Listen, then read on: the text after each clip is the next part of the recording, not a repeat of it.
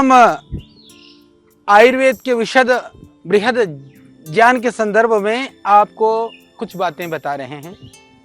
हमारा प्रयास है कि आयुर्वेद के जो संपूर्ण स्वास्थ्य का जो विज्ञान है, आयुर्वेद का जो दर्शन है, वह आपको सहज रूप से सीखने को और जानने को मिले। आपके लिए यह लाभकारी हो, उपादेय हो। आप अपने स्वास्थ्य को ठीक रखते हुए अपने पारिवारिक जनों को भी ठीक कर सके। तो अब हम चर्चा करने वाले हैं इसी कड़ी में कि जो पाचन, शरीर के भोजन का पाचन के लिए जो संबंधित अग्नि है, अग्नि के बाद में बनने वाला जो आम रस है, आम का मतलब वो मैंगो रस नहीं, आम वात जो गाउट है, आर्थराइटिस बनता है या जो यूरिक एसिड वगैरह बढ़ते, इस तरह का जो अपक्व रस की जो बात आयुर्वेद में की गई है, हम आज उसकी चर्चा करेंगे। हम जो भी भोजन या अन्य पदार्थ के रूप में लेते हैं तो आपको पता है कि या वो प्रोटीन हो, चाहे कार्बोहाइड्रेट्स हो, चाहे वो वसा जिसको फैट बोलते हैं, विटामिन हो, या जिन भी तत्वों का हम सेवन करते हैं तो उनसे ही शरीर की पुष्टि होती है। हमने सबने समझ लिया, हमने आपको बताया, जिससे कि फिर बल, वर्ण, दीर्घायु और ये सब की वृद्धि होती है, सबकी प्राप्ति होती है। तो ये जब तभी प्राप्त होगा जब ये सब बाहरी तत्व शरीर के तत्वों के रूप में परिवर्तित हो जाएं। यानी कि ताकत तो बाहर दिखाई देती है, पर भोजन जब पाचन हो जाता है भोजन का, तब वो शक्ति हमको प्राप्त होती है।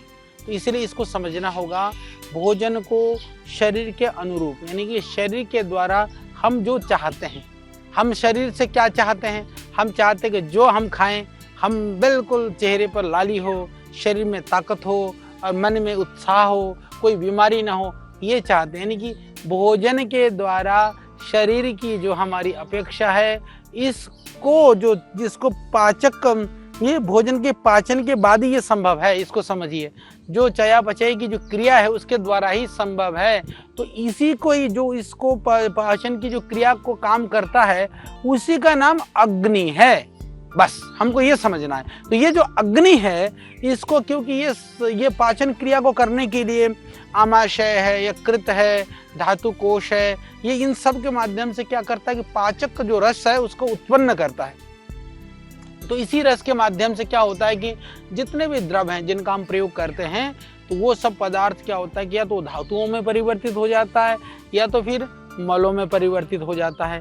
जो सार तत्व है वो धातुओं में परिवर्तित हो जाता है, असार मलों में हो जाता है। हमने मल की बात करी, हमने धातुओं की बात करी, तो आपने इसको समझा।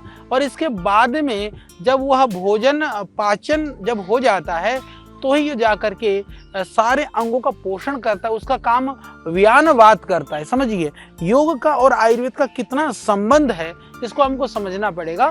तो जो प्राण, अपान, समान, उदान, व्यान आदि जिन प्राणों की हम बात करते हैं, तो भोजन का जो अंगों में पहुंचाने का काम है रस का, वो व्यान वायु करता है। इसके बाद में बाकी जो स्रोत हैं उन स्रोतों का भी उससे सहयोग मिलता है। परंतु जो समझने की बात है कि जो अग्नि है ना, वो जो जठराग्नि है, इसका स्थान सबसे महत्वपूर्ण है। इन सारी चीजों में सबसे महत्वपूर्ण अग्नि है। तो क्योंकि जैसे हम अपक्व अन्न को बाहर दुनिया में चूल्हे में पकाते हैं, तो क्या करता है, अन्न वो पक जाता है। इसी तरह से पके हुए भोजन हो चाहे कच्चा हो, जो जठराग्नि होती है वह उसको अंदर जाकर के पकाता है। यदि वो ना पके तो उससे जो निकलने रस आदि जो धातुओं की उत्पत्ति ही नहीं होगी। और आयुर्वेद के हिसाब से तो यदि अंदर की अग्नि नष्ट हो गई तो देह नष्ट हो जाएगा, यानी आदमी मर जाएगा।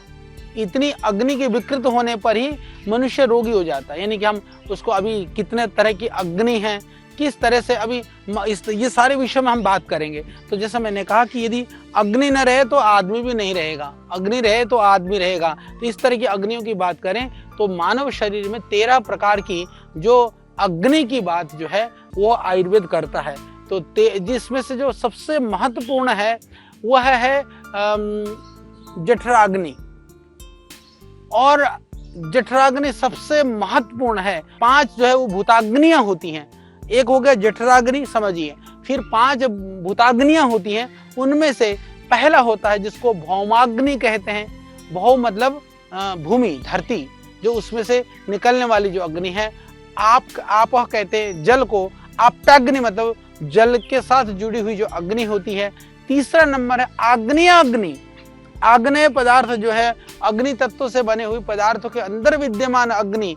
फिर वायु के में जो व्याप्त अग्नि है वायव्याग्नि उसको कहा जाता है। इसलिए आपने सुना होगा आप्याग्नि, कभी आपने सुना बड़वा नल, जैसे कि समुद्र में भी आग लग जाती है, यानी कि जल में भी आग लगती है। तो अग्नि सर्वत्र विद्यमान है, वो वायव्य अग्नि। और पांचवा आकाशाग्नि। ये जो पांच है इसको हम पांच जो पंच महाभूत हैं उन पंच महाभूतों में स्थित जो अग्नि है उनको हम पंच महाभूता अग्नि के रूप में भूताग्नि के रूप में जानते हैं, इसको समझिए। इसी तरह से तीसरे नंबर पर आती हैं 7 धातु की जो अग्नियां हैं। जैसे हमने रस, रक्त, मांस, मेद, अस्थि, मज्जा, शुक्र की बात करी, इसके आगे अग्नि लगा दो, बिल्कुल सिंपल है। जैसे कि रसाग्नि, रक्ताग्नि, मांसाग्नि, मेदोग्नि, अस्थ्याग्नि, मज्जाग्नि, शुक्राग्नि। और स्त्रियों में रजोग्नि। इसमें से जो जठराग्नि है, ऊपर जिस अग्नि का महत्व बताया गया वो वही जठराग्नि है।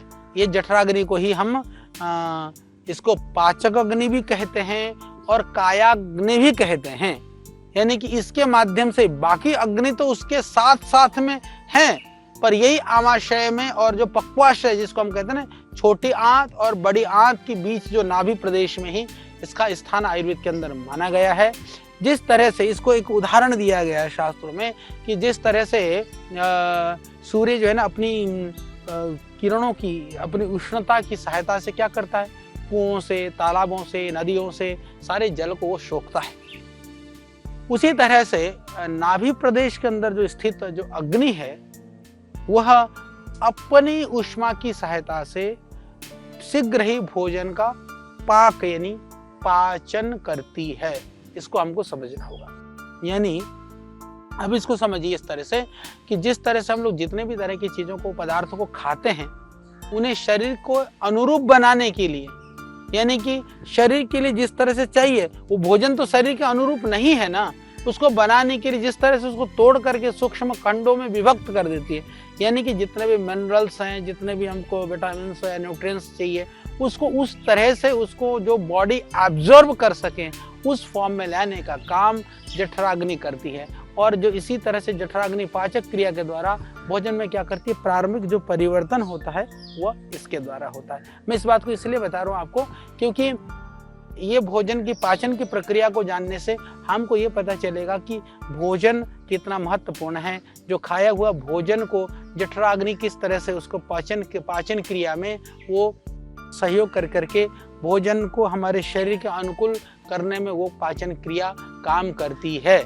और इसके अतिरिक्त जब ये सारी जब ठीक से काम करेगी तो ही फिर भोजन से हमको आयु यानी एज, वर्ण मतलब कलर, ग्लो, स्वर, वर्ण, बल, ऊर्जा, शारीरिक वृद्धि और उत्साह, ओजस, जो कुछ भी, और शारीरिक जो बॉडी का टेम्परेचर आदि जो कुछ भी है ये सब तभी प्राप्त हो जाता है।